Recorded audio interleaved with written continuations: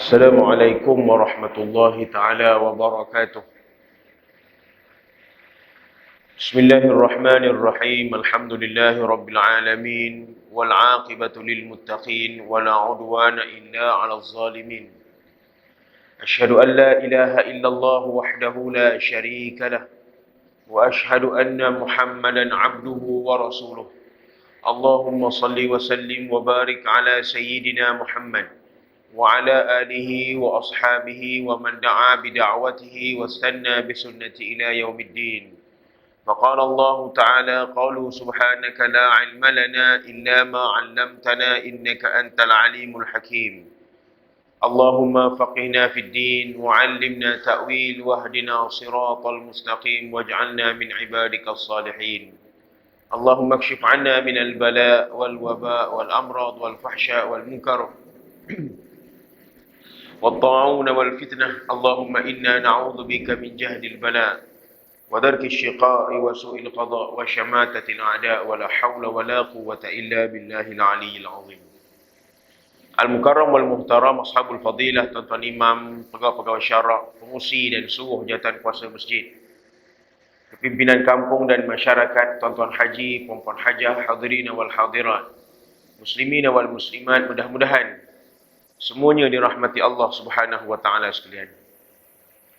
Alhamdulillah, tama-tamanya marilah sama-sama kita merafakkan setinggi-tinggi kepujian dan kesyukuran kehadrat Allah Subhanahu wa taala di atas nikmat limpah kurnia Allah mengizinkan pertemuan kita pada pagi ini dan dapat kita menyambung siri perkongsian ilmu kita. Mudah-mudahan apa yang akan kita kongsi pada pagi ini Allah Subhanahu wa taala kurniakan kebaikan dan manfaat yang banyak kepada kita insya-Allah.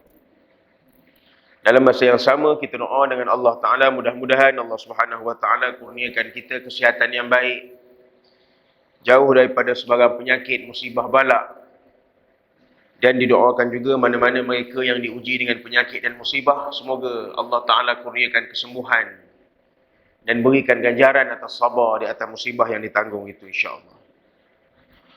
Tuan-tuan dan puan-puan yang dirahmati Allah Subhanahu Wa Ta'ala sekalian, kita sambung lagi kitab kita. Masih lagi dalam fasal yang menghimpunkan dosa-dosa yang berkemungkinan termasuk dalam dosa-dosa besar. Dalam sebuah hadis Nabi SAW ke surat 209. Dalam sebuah hadis Nabi SAW diriwayatkan daripada Nabi SAW, baginda bersabda, Innar rajul la ya'malu bi ta'atillah 60 sana. Thumma yahdurhu al-maut fayudarru fil wasiyah. Fatajibu lahu an-nar. Thumma qara'a Abu Hurairah ghayra mudarrin wasiyatan min Allah. Wallahu alimun halim. Artinya, sesungguhnya seorang lelaki yang mengamalkan ketaatan kepada Allah selama 60 tahun.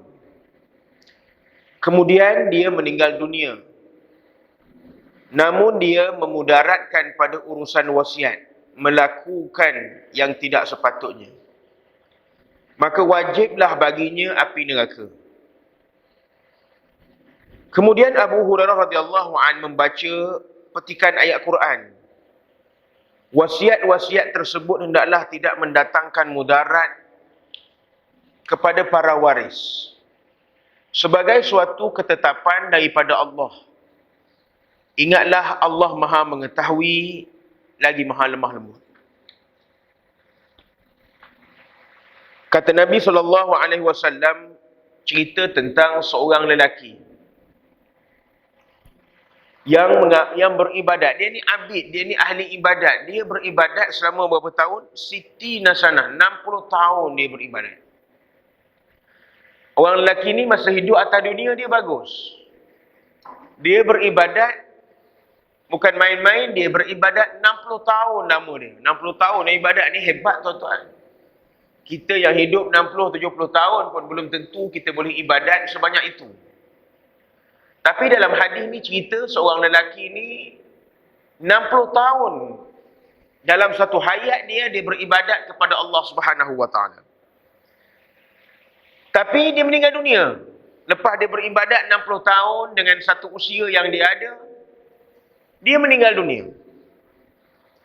Namun pada saat dia meninggal dunia ni tuan-tuan, kata Nabi apa? Dia memudaratkan pada urusan wasiat. Dia buat huru-hara dengan wasiat dia. Dia begini, kita dah baca minggu lepas, cerita tentang wasiat. Wasiat ni dibolehkan atau tidak? Memang dibolehkan. Bila mana mati seseorang, dan dia meninggalkan beberapa harta.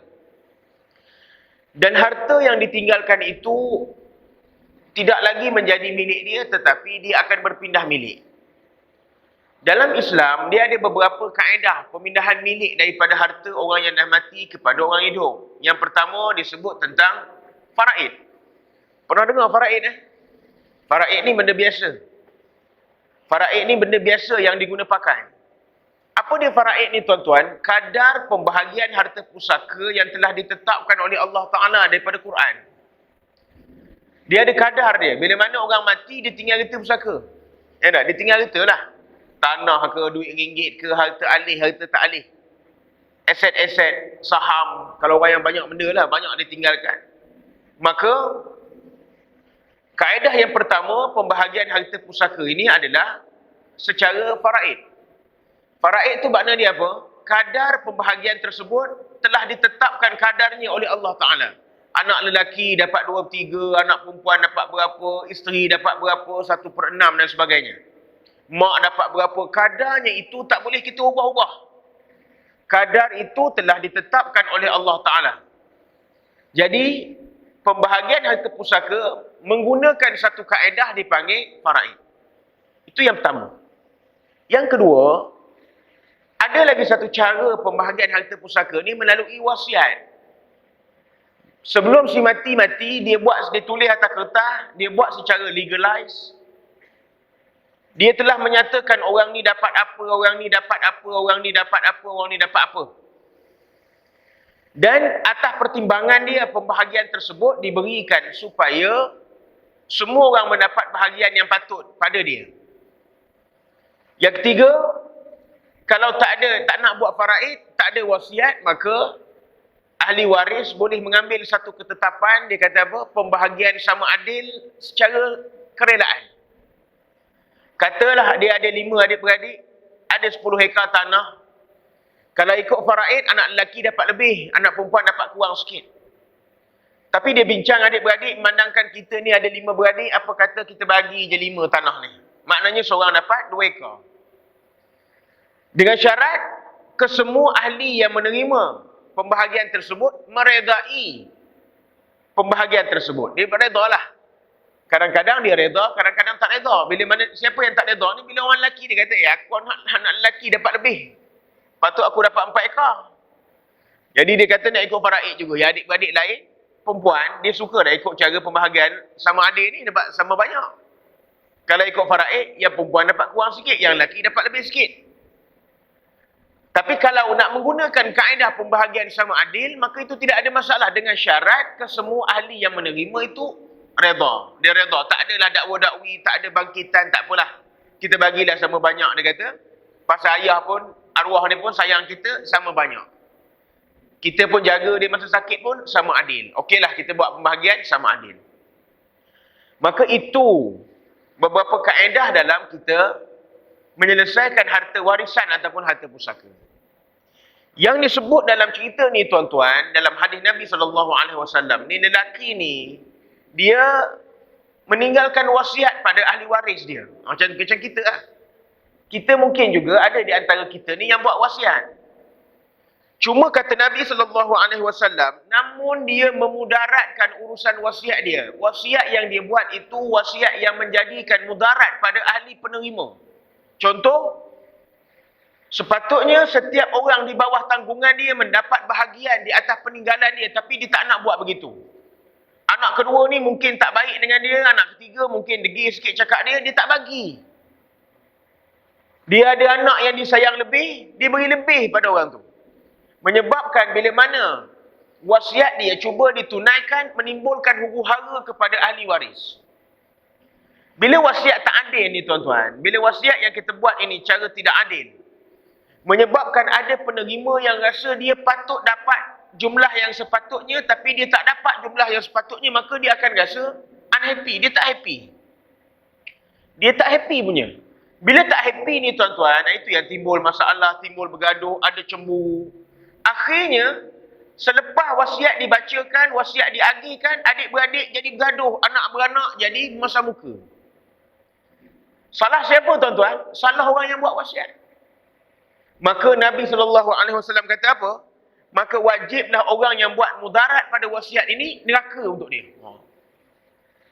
Sebab itu tuan-tuan, kalau nak buat wasiat, buat elok-elok. Wasiat ini kita buat untuk memastikan ahli waris kita tu jadi damai. Jadi baik.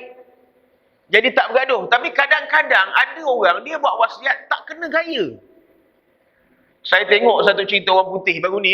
Cerita orang putih. Orang putih memang mengarut panjang. Cerita orang putih baru ni. Tentang satu orang lelaki kaya. Dia ada banyak anak-anak dia. Tapi bila dia mati tuan-tuan, dia beri segala harta dia pada jururawat dia. Bukan anak dia pun, orang luar. Dia beri harta tu pada jururawat dia. Kerana pada anggapan dia, anak beranak dia ni tak bagus, tak baik. Apa jadi tuan-tuan? Akhirnya anak beranak dia ni bergaduh nak bunuh jururawat ni pula. Nak dapatkan harta. Walaupun cerita orang putih ni cerita mengarut, tetapi kita nampak bagaimana bila mana wasiat itu tidak diagih ataupun tidak diberikan dengan cara yang patut, akhirnya timbul perasaan-perasaan yang begitu. Kalau orang putih mungkin dia fikir nak bunuh. Tapi kalau orang Melayu dia tak dapat apa yang dipatut, mula dia fikir nak bomoh. Mula dah. Cari tok bomoh bagi sakit lah. Bagi orang ni mati cepat lah. Bagi dia pisah laki bini lah. Ini yang kita kata kesan daripada pembahagian ataupun wasiat yang tidak adil. Kesan daripada wasiat yang tidak patut menyebabkan ahli waris itu jadi tak bahagia, jadi tidak damai lepas pada itu. Apakah itu yang kita harapkan daripada wasiat yang kita berikan tuan-tuan?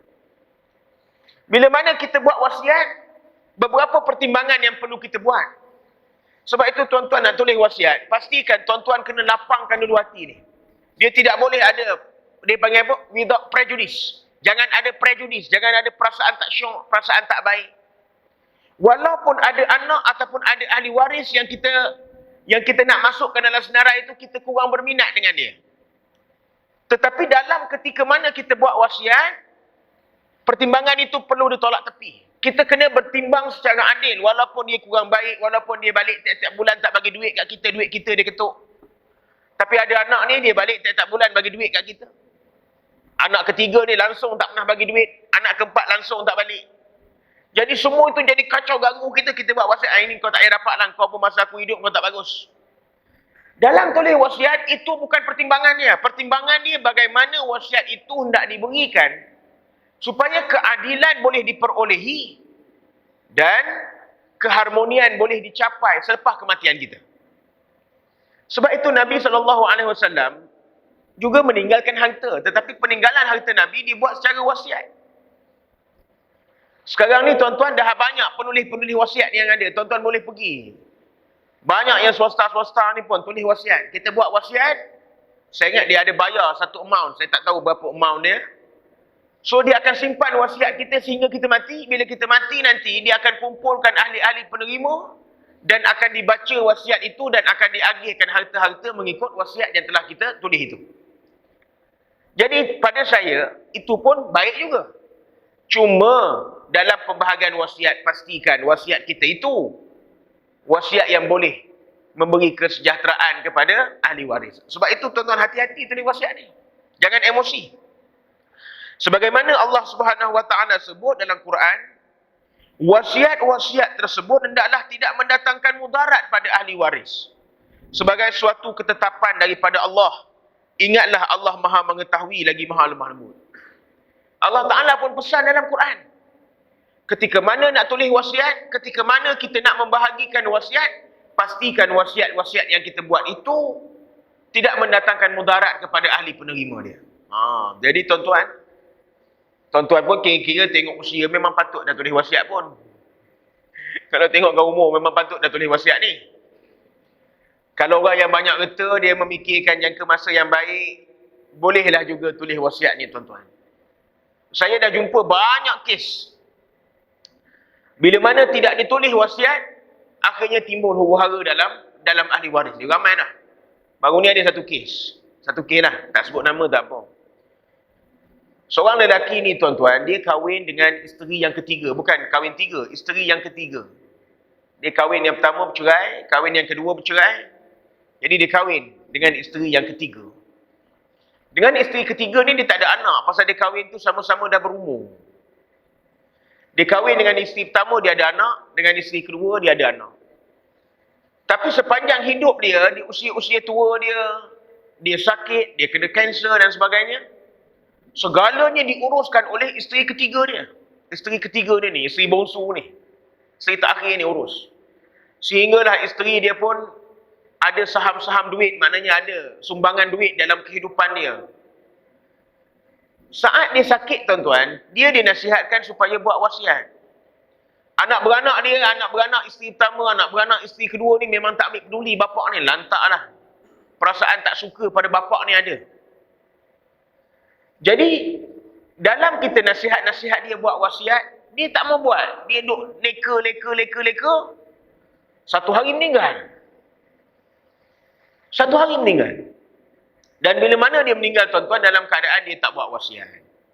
Bila dia tak sempat buat wasiat, harta tersebut jadi pertikaian. Sekarang berlaku kes mahkamah di antara anak dia dengan isteri pertama, isteri kedua, dengan isteri ketiga, dakwa-dakwi di mahkamah. Dan harta-harta yang ditinggalkan, rumah besar. Orang berduit. Sampai hari ni rumah tersebut adalah harta yang dipertikaikan. Huru-hara rumah cantik-cantik tengok dah rosak. Jadi apakah itu yang kita harapkan bila mana lepas kematian kita? Kalau dia orang ni tuan-tuan nasib sibuk bergaduh pasal harta, bila kala nak doa kita? Bila mana dia nak buat nak panggil orang bacakan ayat Quran untuk kita? Bila mana dia nak buat tahlil untuk kita? Sebab dia duduk bergaduh mahkamah ya. Jadi sebab itu saya sebut dengan tuan-tuan, adalah lebih baik kita mengambil maklum dengan baki-baki usia yang kita ada, dan kita pun tak tahu bila mana tuan-tuan semua akan kembali ke rahmat Allah, maka ambillah langkah awal untuk menjamin kesejahteraan ahli waris kita. Kita tidak boleh melihat keadaan hari ini, kita tengok anak beranak kita harmoni je. Kita tidak boleh menjamin keharmonian ini boleh berlaku kekal selepas kematian kita. Kita tak tahu. Tuan-tuan jangan main-main, sebab harta tuan-tuan, orang boleh bergaduh, berbunuh dan sebagainya. Maka, pastikan wasiat yang kita buat itu tidak memberikan mudarat kepada ahli waris yang kita tinggalkan. Dalam sebuah hadis Nabi SAW yang lain, Nabi SAW bersabda yang bermaksud, Nabi SAW bersabda, Inna Allah qad a'ta kulladhi haqqin haqqahu, fala wasiyata liwarith. Sesungguhnya Allah telah mengurniakan hak bagi setiap orang yang berhak, maka tiada wasiat bagi pewaris. Ini dalam kes yang berbezalah. Sekiranya si mati tersebut dia tidak meninggalkan wasiat, maka kaedah yang boleh diguna pakai adalah kaedah faraid. Allah Subhanahu wa taala telah mengurniakan hak. Sebagaimana yang saya sebutkan di awal mukadimah tadi, kaedah faraid ini tuan-tuan, dia ada pembahagian-pembahagiannya. Siapa yang ada pengalaman duduk di mahkamah syariah, nak mengira faraid inilah benda yang paling, saya masa duduk mahkamah dulu tuan-tuan, nak kira faraid inilah benda yang paling, lemah sikit lah. Bukan lemah tu, pasal dia panjang cerita dia. Nak tengok si mati ni ada mak atau tidak. Ada mak tak ada dah mati. Okey, tengok siapa pula, kalau mak mati banyak mana anak beranak. Nak kira. Tak boleh buat atas kertas A4 biasa ni. Kena pakai kertas besar ni. Nak kira ni. Jadi, Allah Ta'ala telah menetapkan kadar-kadar pembahagian dia. Seorang lelaki yang mati. Siapa yang di antara yang berhak mendapat harta dia? Mak dia. Mak dia berhak dapat daripada harta melalui faraid. Sebab itu kita ada baca kes mahkamah. Ada orang tuntut harta faraid sampai berbilion baru-baru ni nak. Satu orang ternama lah, orang besar di Malaysia. Dah mati dah. Bila mana dia mati, Nah akan terbang kena helikopter, saya tak ingat. Meninggalkan harta yang banyak, jadi pergaduhan di antara mak mentua dengan menantu, isteri dia. Sampai berdakwa-dakwi, mak dia pun tuntut sampai berapa bilion tuntut. Akhirnya jadi bergaduh, mak dah usia dah 80 tahun lebih dah. Isteri pun tuntut juga, anak beranak pun tuntut juga. Jadi tuan-tuan, pembahagian faraid itu complicated cerita dia. Jadi, kalau tidak meninggalkan wasiat, maka kaedah yang akan digunakan pakai dalam pembahagian harta pusaka adalah faraid. Tetapi, kalau ditanya kepada saya, adalah baik juga sekiranya kita mengguna pakai kaedah penulisan wasiat pada hari ini. Adalah lebih baik. Dan wasiat yang kita tuliskan itu tuan-tuan, tidak menjadi satu confidential sangat pun. Tak perlu pun menjadi satu kerahsiaan pun. Kita boleh umum awal-awal pun tidak ada masalah. Beritahulah. Awak dapat ni. Awak dapat ni. Setuju? Setuju. Okey, ayah mati esok, ambillah bahagian masing-masing. Ataupun kalau tuan-tuan pening-pening kepala, jangan bagi anak ni banyak-banyak sangat. Tuan-tuan belanja masa hidup ni betul-betul dulu. Ini kita simpan duit banyak-banyak, lepas tu bagi orang mati. Bagi orang hidup, kita mati. Jadi masa ni lah tuan-tuan nak berjalan. Dah pergi Mekah, dah pergi. Pergi Madinah, dah pergi. Baitul Maqdis belum pergi. Keluar duit, pergi Baitul Maqdis. Sekurang-kurangnya kita dah jejak kaki kita di tiga-tiga tanah haram. Ini kumpul-kumpul duit, lepas tu dia pun sendiri jimat cermat. Pagi-pagi makan telur rebus 3 biji je. Buat apa? Ahli waris, dia punya harta. Jangan dia baca harta kita, tuan-tuan. Anak beranak ni, jangan dia baca harta kita. Ayah ada ni. Oh, kalau ayah mati esok kita dapat ni. Ini bukan macam cerita 3 Abdul. Tanya dah ayah, kalau bapak mati, harta bapak pergi ke siapa? Ini tak mau cerita macam ni, tuan-tuan. Kita biarlah duit kita belanja dengan cara yang patutnya. Cuma tinggallah sikit kepada mereka-mereka yang memerlukan. Contoh isteri kita. Mungkin ada anak-anak kita yang belum kahwin. Bahagian-bahagian begitu kita tinggalkan. Tak apalah. Baik itu kalau saya menyukai juga pemilihan dalam pembahagian harta pusaka ini melalui wasiat. Itu terpulanglah pada tuan-tuan. Tuan-tuan nak buat kaedah apa? Terpulang. Tidak ada paksaan dalam perkara itu. Tetapi kaedah wasiat itu juga dibenarkan oleh agama dan dibenarkan oleh Allah Ta'ala melalui Al-Quran. Masuk hadis yang berikutnya. Daripada Nabi SAW, bab lain pula. Daripada Nabi SAW, Inna Allaha yubghidul fahishal badhi. Sesungguhnya Allah Subhanahu wa taala membenci orang yang berperilaku kotor, berperilaku keji lagi berkata kotor. Kata Nabi SAW, Tuhan benci betul orang yang perangai tak elok, mulut jahat. Tuhan benci betul orang yang perangai tak elok, mulut jahat. Memang betul tuan-tuan, bukan Allah Ta'ala je benci, kita pun benci. Dahlah perangai tak senonoh, mulut pun cakap benda-benda yang kotor. Tuan-tuan, kita dah baca cerita tentang cakap kotor-kotor ni dah banyak kali dah. Bercakap kotor ni tuan-tuan kena tengok. Bukan hanya kita maki hamun orang, kadang-kadang apa yang kita guraukan, kita guna bahasa bergurau itu, pastikan biarlah bahasa yang sesuai dengan laras usia kita. Biar bahasa yang kita gunakan itu, cakap yang keluar pada mulut kita itu, cakap yang sesuai dengan laras usia kita. Minta maaf kalau saya sebut. Saya cukup tak suka kalau tengok sebahagian daripada orang-orang yang berusia, tapi bercakap, guna bahasa-bahasa, larah-larah, bahasa-bahasa tak senonoh orang-orang muda. Menyampah betul kita tengok. Duduk kedai-kedai makan, petang-petang, yang duduk tu semua jenis ambil pencen 21 hari bulan tiap-tiap bulan. Maknanya tua-tua lah ke tu. Tak jenis beratur dekat bank 21 hari bulan.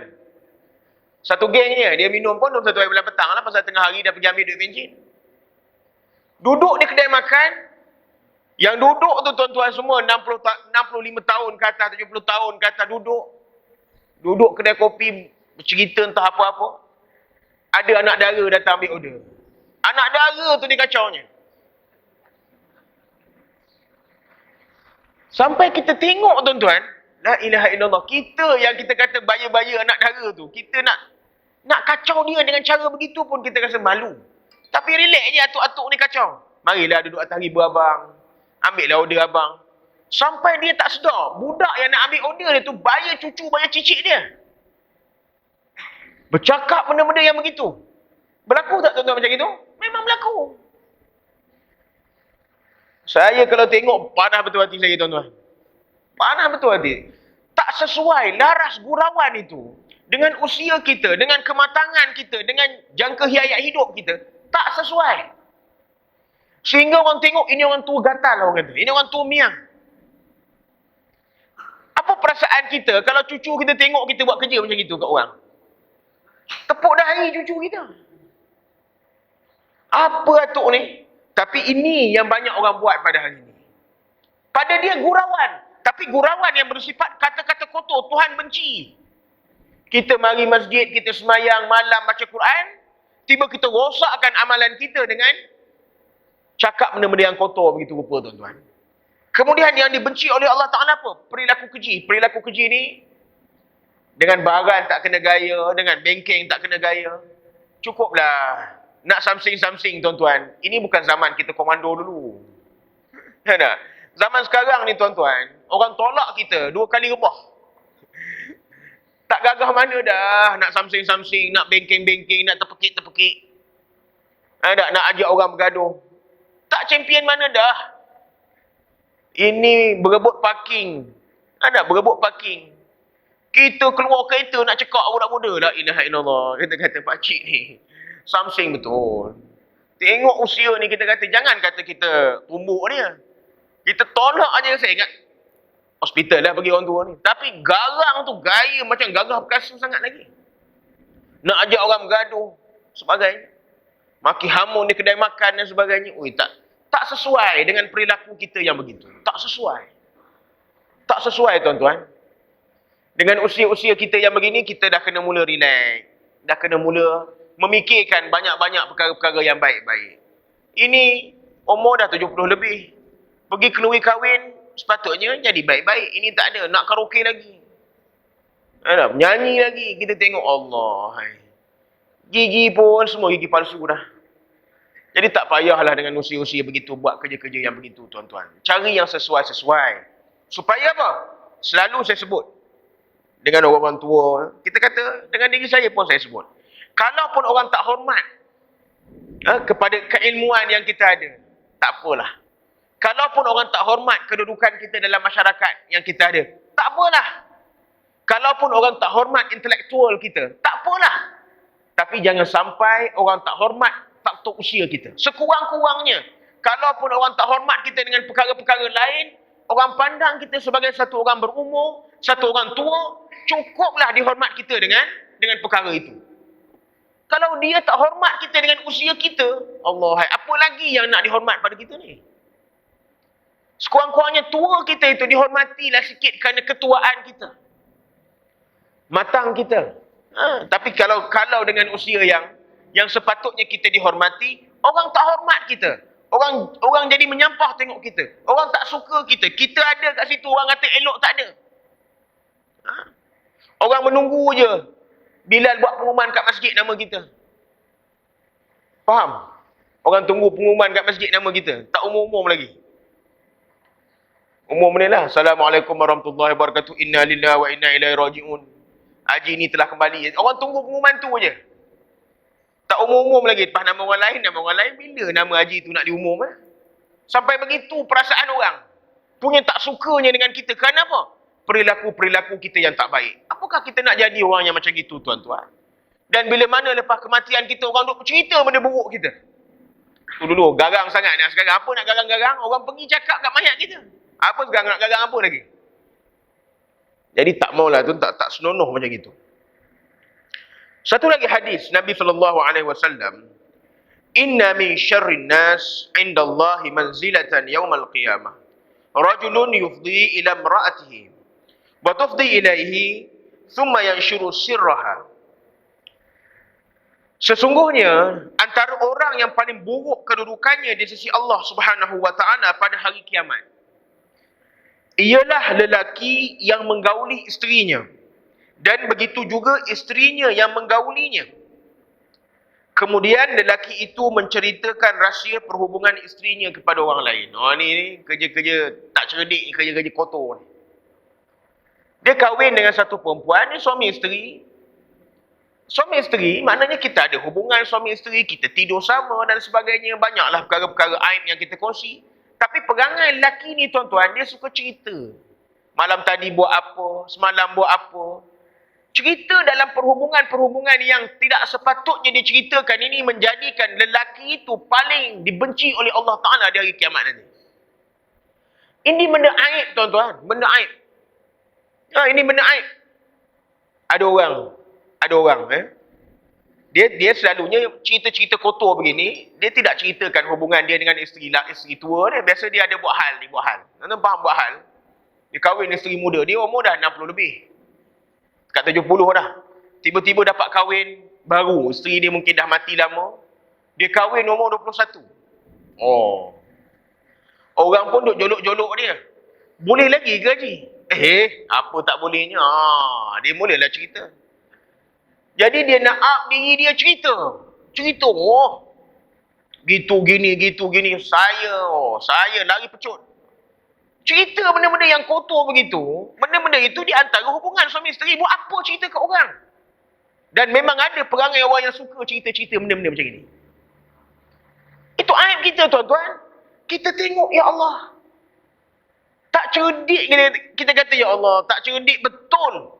Seorang suami, kononnya pada dia berbangga. Orang kata aku umur 70 lebih. Tak boleh dapat isteri muda. Tak setara. Tengok. Tak pakai alat bantuan pun. Nak cerita. Contohnya. Nak tunjuk dia champion ke. Tapi kadang-kadang orang begini, dia cerita je lebih habuk pun tak ada. Cerita je, bunyi je garang, habuk pun tak ada tuan-tuan. Selalunya orang biasa yang betul-betul steady ni, dia diam, dia relax je. Tahu-tahu, umur 70 lebih, isteri umur 22, tahu-tahu isteri pergi buat buku merahnya, baru champion. Tuan-tuan tahu buku merah, maknanya mengandung. Barulah betul ini. Cerita gedegung-gedegang, bertepuk meja, nak pecah meja, apa pun tak ada. Jadi tak perlu pun. Sehinggakan perkara tersebut, Allah Ta'ala kata, lelaki yang paling buruk, yang suka menceritakan keburukan isteri-isteri dia.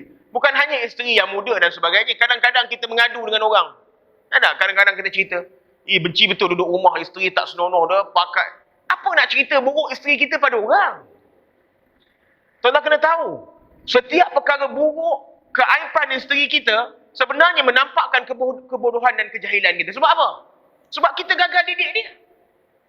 Kita pergi mengadu dengan orang. Isteri aku begini.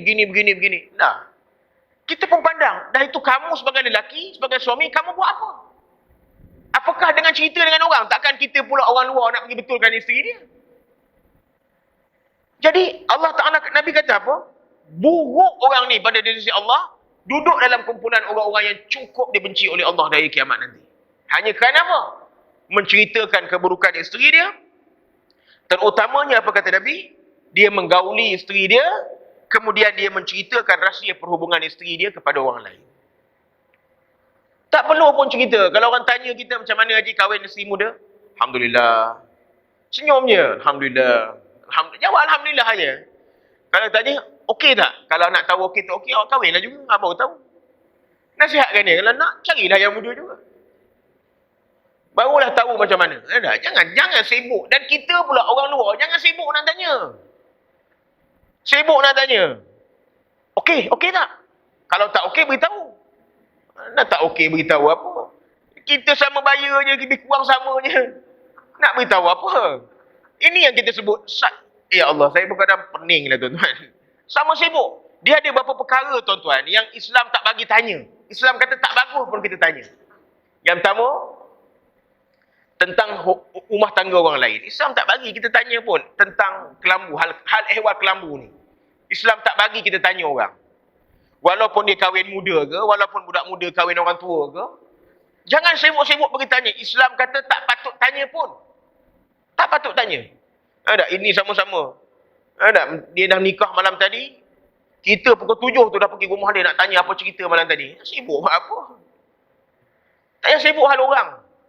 Yang kedua, Islam tak bagi tanya tentang jantina anak yang dapat. Islam tak bagi tanya, makruh. Tapi Tapi selalu orang kita macam itu kan. Bila pergi dengar ada orang ni beranak, tanya. Anak lelaki, anak perempuan. Sebenarnya perbuatan itu makruh. Bertanya tentang jantina anak orang, makruh.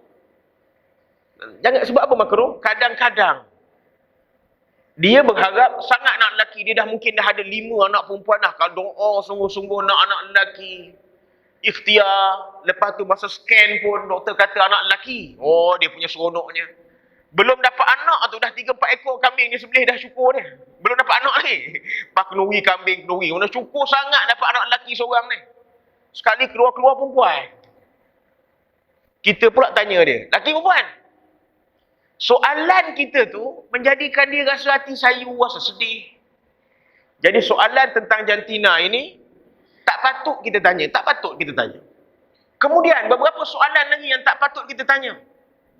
Bila nak kahwin? Oh ni bila nak kahwin? Kadang-kadang soalan kita tu bukan niat nak tahu tapi niat nak menyindir. Awak dah 30 lebih tak kahwin-kahwin lagi. Bila dah kahwin esok, tanya soalan lain pula. Oh, dah ada kahwin, anak bila nak dapat? Orang lain dah beranak 5-6, awak baru anak 1. Contoh dia. Orang tanya pula, orang marah juga. Kalau beranak tiap-tiap tahun, kau ingat bini kau kilang. Tak, semua tak kena. Nak macam mana? Dia nak macam mana? Jadi soalan-soalan begitu tak patut tanya pun. Itu sensitif. Itu perkara-perkara sensitif. Kan tak? Yang selalu tanya-tanya ni, kita kata orang-orang yang makcik-makcik, pakcik-pakcik, engkau ni dah kahwin lama. Orang baya-baya engkau semua dah beranak pinak dah. Orang baya-baya engkau semua dah kahwin dah. Dia pun lama-lama hati bengkak juga. Dia kata pakcik pun orang-orang baya pakcik semua dah mati dah. Pakcik yang tak mati-mati lagi, apa hal? Jadi, soalan-soalan sensitif begitu dilarang oleh agama, tuan-tuan. Menyebabkan orang jadi tak suka dengan kita. Doakanlah yang baik-baik daripada orang. Termasuklah kita kata, hubungan suami isteri tadi, apa yang berlaku dalam keaiban. Termasuk bercerita pada anak kita. Ini pun tak bagus. Tak bagus. Aib suami isteri mengadu pada anak-anak. Ada ayah engkau ni. Tak payah cerita aib-aib begini, tuan-tuan. Ini aib suami isteri. Jaga elok-elok. Biarlah aib itu disimpan dengan kita dan dibawa sehingga kita mati. Mengapa perlu cerita dengan orang? Mengapa perlu cerita dengan orang? Jadi keaiban-keaiban begitu, seelok-eloknya dirasakan. Melainkan, sekiranya kita memerlukan penasihatan ataupun nasihat-nasihat daripada orang-orang tertentu. Maksud dia, mungkin rumah tangga kita ada sedikit goyah, kita memerlukan nasihat daripada ahli-ahli yang sepatutnya, maka mungkin kita terpaksa bercerita sedikit apa yang sebenarnya berlaku. Tetapi, pastikan orang yang kita cerita itu adalah orang yang amanah, yang dipercayai, dan dia ahli dalam bidang itu. Ini cerita pada orang yang bukan ahli dia sendiri pun, kita masalah rumah tangga. Cerita dengan orang yang baru lepas bercerai. Cerita apa? Dia pun bercerai juga. Jadi cari orang yang boleh menasihati daripada perkara-perkara yang baik. Nak minta nasihat hukum agama sebagai contoh. Jumpalah orang-orang agama yang sepatutnya. Ini nak minta nasihat hukum agama, cari kawan dia yang sama tikar nombor ekor dengan dia. Jadi apa jadi, tuan-tuan? Tak sesuai nasihat. Sehingga aib kita terdedah. Dan dia ni pula jenis mulut besar. Tak boleh simpan rahsia. Kau tahu cerita, ni kawan kita. Apa cerita kawan kita? Cerita kat orang. Lepas tu kawan kita cerita kat kawan kita. Akhirnya sekampung tahu cerita kita bergaduh dengan isteri kita. Jadi aib ini simpan elok-elok supaya kita tidak menjadi lelaki yang dibenci oleh Allah Subhanahu Wa Taala di hari akhirat nanti. Wallahu a'lam. Kita berhenti dulu setakat ni, tuan-tuan. Mudah-mudahan beberapa hadis yang sempat kita kongsi pada pagi ini, Allah Subhanahu Wa Taala kurniakan kebaikan kepada kita. Yang baik semuanya daripada Allah, yang tidak baik itu jahil, dhaif, lemah dari saya sendiri. Aqulu qawli hadza wa nastaghfirullahal azim li wa lakum. A'udzu billahi minasyaitonir rajim. Bismillahirrahmanirrahim. Alhamdulillahirabbil alamin. Wassalatu wassalamu ala asyrafil anbiya'i wal mursalin sayyidina Muhammad wa ala alihi wa sahbihi ajmain. Allahumma anfa'na bima 'allamtana wa 'allimna ma yanfa'una wa zidna 'ilma. Allahumma ij'al jam'ana hadha jam'an marhuma wa tafarruqana min ba'dihi tafarruqan ma'suma wa la taj'al fina wa la ma'ana syaqiyyan wa la mahruman wa la matruda. Allahumma rabbana atina fid dunya hasanah wa fil akhirati hasanah wa qina adzabannar. Sallallahu ala sayyidina Muhammadin wa ala alihi wa sahbihi wa barak wa sallam. Walhamdulillahi rabbil alamin. Taqabbalallahu minna wa minkum. Wabillahi taufiq wal hidayah. Assalamualaikum warahmatullahi